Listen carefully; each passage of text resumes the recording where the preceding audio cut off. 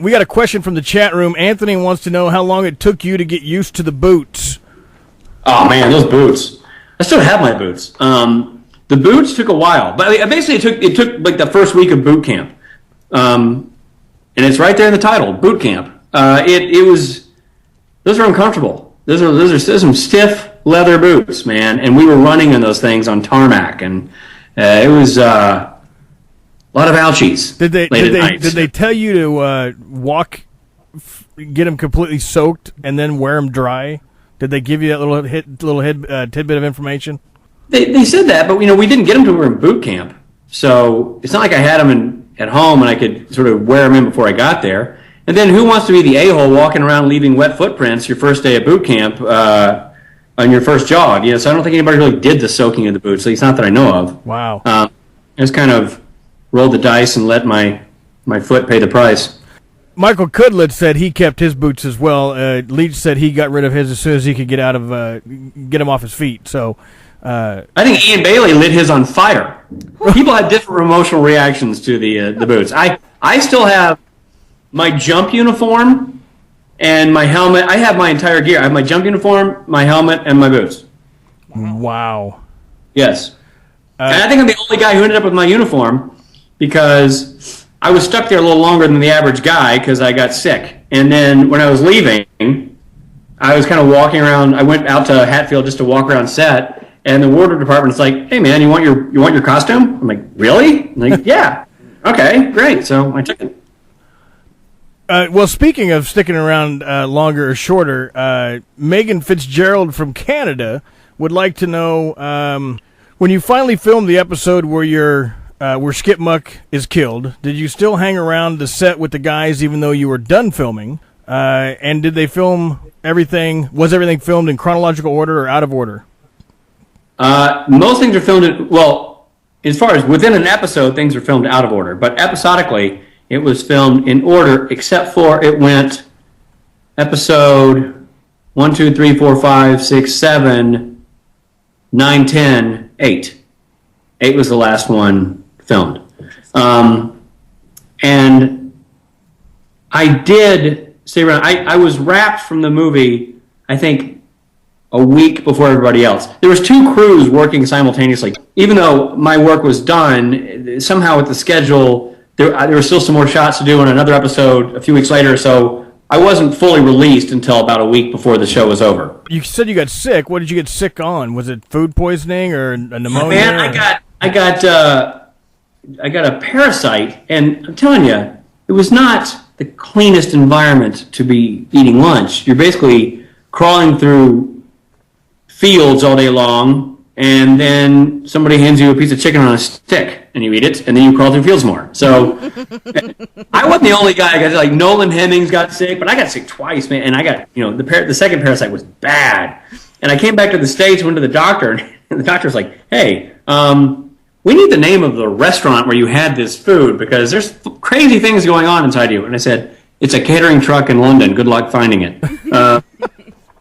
But I don't even think it was the caterer's fault. I think it was the fact that we weren't really like getting up and washing our hands and eating a proper meal. You were sort of eating on the fly while crawling through the mud that had, been underneath cows and horses. And, basically it was God's way of telling me I wouldn't have survived the Paleolithic era. I'm surprised anybody survived the Paleolithic era. Well, not really, because we've kind of turned into a bunch of pussies over the last 2 million years. Yeah. I'm not nearly furry enough to exist back then, except for my beard. Except for the chin weasel, yeah. Now, Carrie Louise Daly wants to know, did portraying Skip, a real war hero, feel different to portraying an entirely fictional character, and if so, how? Yes, because when you're playing a fictional character, you're really handed a blank canvas, and you work with the writers and the producers and the director, but you're bringing a lot of your own spin to what the character is going to be. When you're playing a real man, your job is to get the hell out of the way. You're basically acting as a conduit between what he really was and what gets put on film. So you have to choose very wisely, and you have to be very specific in your choices, because when anybody watches Band of Brothers, for example, and they go on to read a book, and maybe Skip Muck is mentioned, when they see the name Skip Muck in print, my face is going to pop into their head if they're Band of Brothers fans. They're going to associate my portrayal with the actual guy.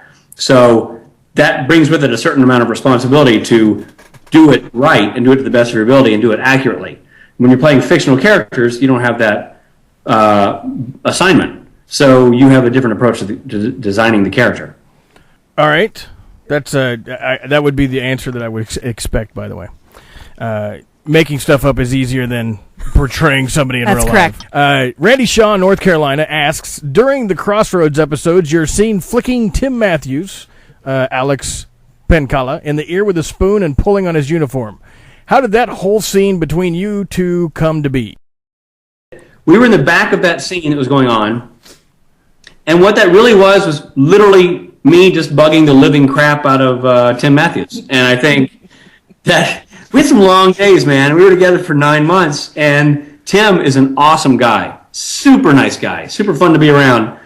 And Scott, Tim, and I developed a very fraternal relationship in that we, crack each other up, piss each other off, argue about crap, annoy each other, and one of us would be laughing while the other one annoyed the other guy, and then two guys would team up to annoy the other guy who then would think it was funny and pay him back. And so I have a feeling, if memory serves, that was just less of a specific exercise in acting and more of just being a pain in the ass. And I think, really, though, some of those moments are really fun because those are real moments. They're not planned, oh, I guess I'm on camera, so I'll do something interesting. We've been out here for 6 hours, and I don't know where the camera's shooting right now, so I'm just, going to do this.